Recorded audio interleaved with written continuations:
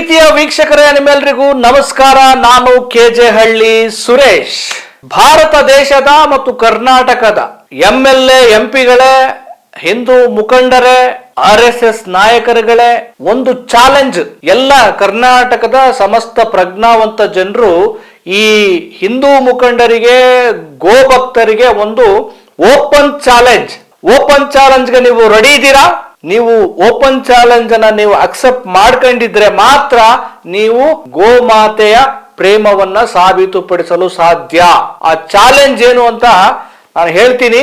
ನೀವು ಈಗ ಇಲ್ಲ ಚಾಲೆಂಜ್ ಅನ್ನ ಒಪ್ಕೊಳ್ಬೇಕು, ಇಲ್ಲ ನಾವು ಬೂಟಾಟಿಕೆ ಮಾಡ್ತಿದೀವಿ, ನಾಟಕ ಮಾಡ್ತಾ ಇದೀವಿ, ಗೋವಿನ ರಾಜಕಾರಣ ಮಾಡ್ತಾ ಇದೀವಿ, ದಂಧೆ ಮಾಡ್ತಿದೀವಿ ಅಂತೇಳಿ ಒಪ್ಕೋಬೇಕು. ಸ್ನೇಹಿತರೆ, ಹಾಗಿದ್ರೆ ಏನಿದ್ ಚಾಲೆಂಜು? ಯಾವ ಚಾಲೆಂಜ್ ಅನ್ನ ಕರ್ನಾಟಕದ ಪ್ರಜ್ಞಾವಂತ ಜನರು ಹೇಳ್ತಿದ್ದಾರೆ ಅಂತಂದ್ರೆ, ಅದಕ್ಕೂ ಮುಂಚೆ ಇನ್ನೊಂದು ಇಂಟ್ರೆಸ್ಟಿಂಗ್ ವಿಚಾರ ಹೇಳ್ತೀನಿ. ಇದು ಗೋಭಕ್ತರಿಗೆ ದೊಡ್ಡ ಶಾಕ್ ವಿಚಾರ, ದೊಡ್ಡ ಬರಸಿಡಿಲ್ಲಂತಹ ವಿಚಾರ.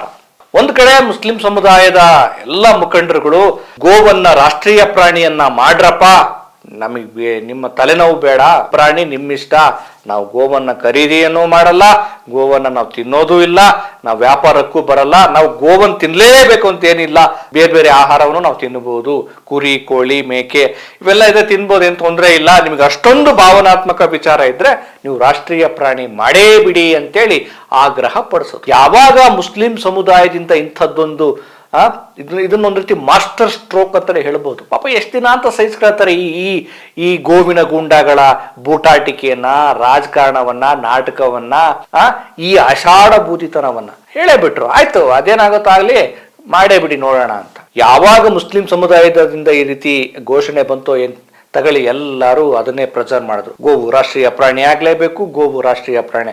ಕೊನೆಗೆ ಹಿಂದೂ ಮುಖಂಡರು ಅದನ್ನೇ ಹೇಳಿದ್ರು, ಬಿಜೆಪಿ ನಾಯಕರುಗಳು ಅದನ್ನೇ ಹೇಳಿದ್ರು, ಎಲ್ಲ ಕಾರ್ಯಕರ್ತರು ಅದನ್ನೇ ಹೇಳಿದ್ರು. ಈಗ ಸಮಸ್ತ ಗೋಭಕ್ತರಿಗೆ, ಸಮಸ್ತ ಹಿಂದೂಗಳಿಗೆ ನರೇಂದ್ರ ಮೋದಿ ನೇತೃತ್ವದ ಸರ್ಕಾರ, ಆ ನೇತೃತ್ವ ಸರ್ಕಾರದ ಭಾಗವಾಗಿರುವಂತಹ ಕೇಂದ್ರ ಸಚಿವರು ಒಂದು ದೊಡ್ಡ ಶಾಕ್ ಕೊಟ್ಬಿಟ್ಟಾರೆ.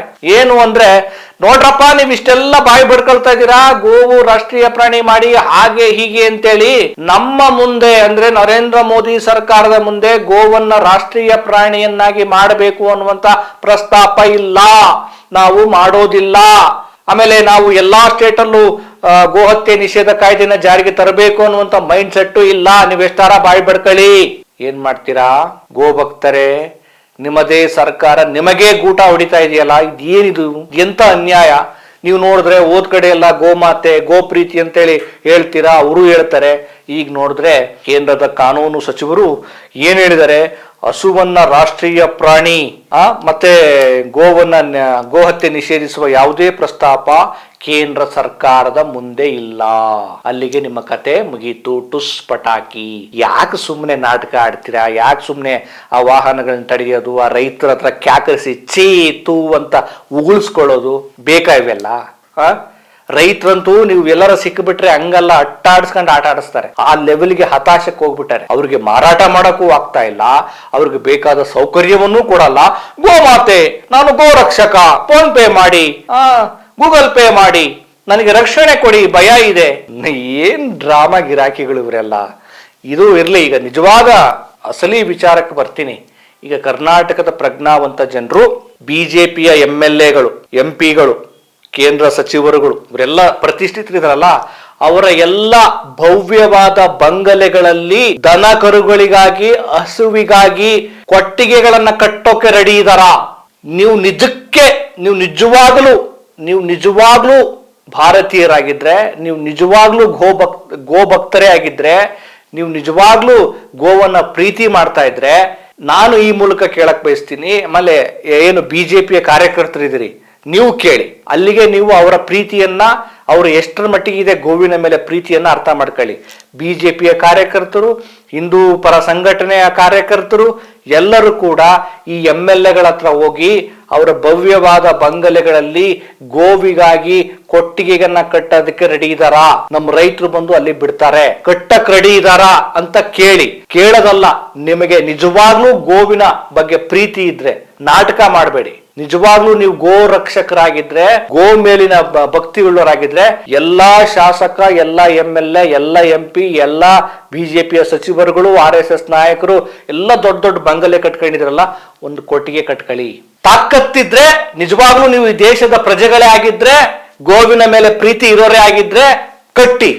ಇಲ್ಲ ನಾವು ಢೋಂಗಿಗಳು, ಬಾಬಾಗಳು, ನಕಲಿಗಳು, ಫೇಕ್ಗಳು, ನಾಟಕ ಮಾಡೋರು ಅಂತ ಅನ್ನೋದಾದ್ರೆ ಸುಮ್ಮನೆ ತೆಪ್ಪಗೆ ಇರಿ. ಈ ಚಾಲೆಂಜ್ಗೆ ನೀವು ರೆಡಿ ಇದ್ದೀರಾ? ರೆಡಿ ಇದ್ರೆ ಅದನ್ನ ಸಾಬೀತುಪಡಿಸಿ. ಇಲ್ವಾ, ಜನಗಳ ಹತ್ರ ಸಿದ್ಧರಾಗಿ. ಜನಗಳು ಹೆಂಗೆ ಯಾವ ಲೆವೆಲ್ಗೆ ರೆಡಿ ಆಗಿದ್ದಾರೆ ಅಂದ್ರೆ, ನೀವೇನಾದ್ರು ಗೋ ರಕ್ಷಣೆ, ಗೋ ಪ್ರೀತಿ ಅದು ಇದು ಅಂತ ಬಂದ್ರೆ ನಿಮ್ಮನ್ನು ಓಡಿಸ್ತಾರೆ. ಅವ್ರು ಹತಾಶರಾಗಿದ್ದಾರೆ. ಒಂದು ಕಡೆ ಅವರ ಗೋವುಗಳಿಗೆ, ಅವರ ದನಕರುಗಳಿಗೆ ಮೇವು ಇಲ್ಲ, ಮಾರಾಟ ಆಗ್ತಾ ಇಲ್ಲ, ಜೀವನ ನಡೀತಾ ಇಲ್ಲ, ಯಾವುದಕ್ಕೂ ಅವಕಾಶ ಕೊಡದೆ ಮನೇಲಿ ಇಟ್ಕೊಳ್ಳಿ ಅಂತ ಹೇಳ್ತೀರಾ. ನಿಮ್ಮ ಮನೆಗೆ ತಂದು ಬಿಡ್ತಾರೆ. ಹೋಗ್ಲಿ, ನೀವು ಕಾರ್ಯಕರ್ತರು ಇದ್ದೀರಲ್ಲ, ಇವರು MLAಗಳು, MP ಗಳಿದಾರಲ್ಲ, ಇವ್ರ ಮನೆಯಲ್ಲಿ ಕೊಟ್ಟಿಗೆ ಕಟ್ಸ್ಕೊಳ್ಳಿ.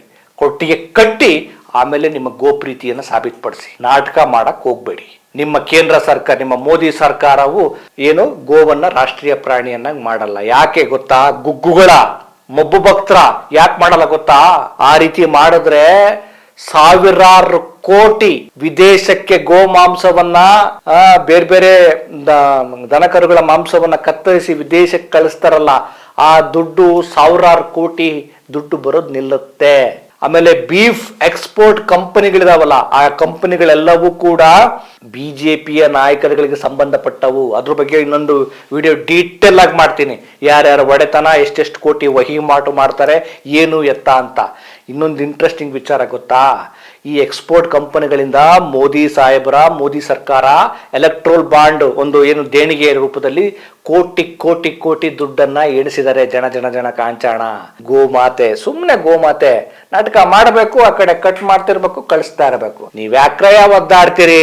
ನಿಮ್ಮ ಮನೇಲಿ ಹಸು ಕರೋ ಇದ್ರೆ ಸಾಕೊಂಡಿರಿ, ಬೀದಿಗೆ ಬಂದು ನಾನು ಗೋ ರಕ್ಷಕ, Paytm ಮಾಡಿ, ಫೋನ್ ಪೇ ಮಾಡಿ ನಾಟಕ ಆಡಕ್ ಹೋಗ್ಬಿಡಿ. ನಿಮಗೆ ತಾಕತ್ತೆ ಇದ್ರೆ, BJP ನಾಯಕರುಗಳಿಗೆ ನಿಜವಾಗ್ಲೂ ಧೈರ್ಯ ಇದ್ರೆ, ನಿಜವಾಗ್ಲೂ ಅವರು ಗೋ ರಕ್ಷಕರು ಆಗಿದ್ರೆ, ಗೋ ಮೇಲೆ ಪ್ರೀತಿ ಇದ್ರೆ, ನಿಮ್ಮ ಮನೆಗಳಲ್ಲಿ ಒಂದು ಕೊಟ್ಟಿಗೆ ಕಟ್ಕೊಳ್ಳಿ. ನಿಮ್ಮ ಭವ್ಯ ಬಂಗಲೆಗಳಲ್ಲಿ ಕೊಟ್ಟಿಗೆ ಕಟ್ಟಿ, ಹುಲ್ಲು ಮೇವು ಎಲ್ಲ ನೀರ್ ಹಾಕಿ, ಗೋವುಗಳನ್ನ, ದನಕರುಗಳನ್ನ ಸಾಕಿ ನಾಟಕ ಆಡ್ತೀರಾ. ಈ ನಾಟಕ ಬಹಳ ದಿನ ನಡೆಯಲ್ಲ. ಮತ್ತೊಂದು ವಿಚಾರದೊಂದಿಗೆ ನಿಮ್ಮನ್ನು ಭೇಟಿ ಮಾಡ್ತೇನೆ. ನಮಸ್ಕಾರ.